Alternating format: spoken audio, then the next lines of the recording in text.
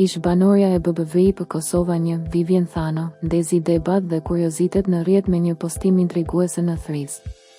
Ajo shkroi: "Provova teorinë e zogut me ditë mbrëm dhe ai e kaloi testin." Ky postim sugjeron se Vivien mund të jetë në fillimet e një romance të re. Por çfarë është teoria e zogut? Në bazë të koncepteve të psikologut John Gottman, kjo teori lidhet me mënyrën se si partneri i përgjigjet ofertave, përpjekjeve të vogla për vëmendje, për kujdesje dhe lidhje emocionale. Kur Vivien thotë se partneri e kaloi testin, ajo po tregonte se personi i ri ka treguar vëmendje të veçantë, prani emocionale dhe dëshirë të lidhet me të në mënyrë të qëndrueshme. Ky është një hap delikat dhe shumë i rëndësishëm në njohjen e dikujt, sepse tregon kujdes, respekt dhe sinqeritet.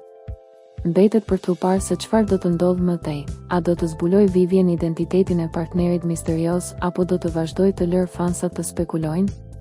Çfarë mendoni për këtë fillim të mundshëm të një lidhjeje të re? A është e drejtë të përdorësh një provë kaq delikate për të kuptuar partnerin? A do të doni të dini kush është ky person misterios?